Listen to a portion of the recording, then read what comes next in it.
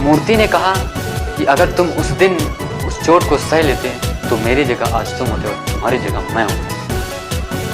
तो किसी ने क्या खूब कहा है कि बिना संघर्ष से कोई इंसान महान नहीं होता, बिना संघर्ष के कोई इंसान महान नहीं होता, जब तक ना पड़े हथौड़ी की चोट पत्थर, जब तक ना पड़े हथौड़ी की चोट तब तक पत्थर भी भगवान। नमस्कार दोस्तों, मैं एक मूर्तिकार था जो अभी नया नया ही था, मतलब अभी मूर्ति बनाना सीखा था।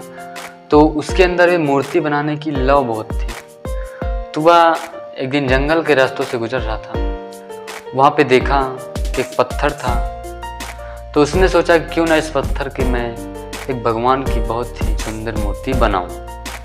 तो उस पत्थर को जब वो मूर्ति बनाने के लिए उस पत्थर के पास बैठा, उस पर हथौड़े और छेनी से वार किया तो उस पत्थर से चीख निकली, मुझे दर्द हो रहा है। तो वो मूर्तिकार आश्चर्यचकित हुआ, फिर से दोबारा उसको पीटा, तो फिर से उस पत्थर से आवाज निकली। तो उस मूर्तिकार ने उस पत्थर को छोड़ दिया।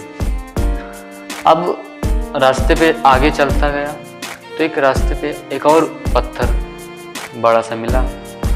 तो सोचा कि मैं इस पत्थर की मूर्ति बनाऊं। तो उसने उस पत्थर की मूर्ति बनाना शुरू कर दी। तो ज्यों ही उस पत्थर को उस मूर्तिकार ने मूर्ति बनाने के लिए उसके पास गया और हथौड़े छेनी से वार किया, तो दर्द उस पत्थर को भी हो रहा था, लेकिन वह सहता गया और कुछ ही घंटों में वह एक मूर्ति का रूप ले लेता है। और मूर्तिकार उसे मूर्ति बनाकर वहीं पर छोड़कर चला जाता है। देखता है एक गांव दिखता है, वहीं से वहाँ अभी एक नई मंदिर निर्माण हुआ था। तो वो गांव वालों से कहता है कि मैंने अभी अभी जंगल में एक मूर्ति बनाकर वहाँ पर रख दी, आप लोग कुछ लोग जाइए और उस मूर्ति को उठाकर यहाँ स्थापित कर दिए इस मंदिर में।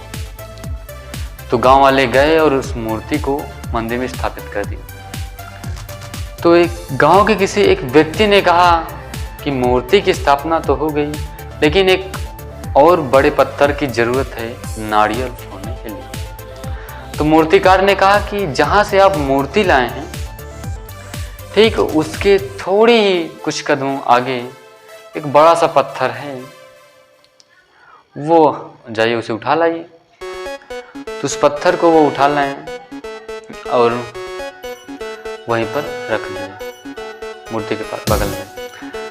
तो लोग उसमें पत्थर फोड़ते थे और उस मूर्ति की पूजा करते थे। तो एक दिन मूर्ति और पत्थर आपस में बात करने लगे। तो जो पत्थर था उसने कहा कि मुझे बहुत दर्द होता है क्योंकि मुझे में लोग नारियल फोड़ते हैं। तो मूर्ति ने बहुत सुंदर जवाब दिया कि अगर तुम उस दिन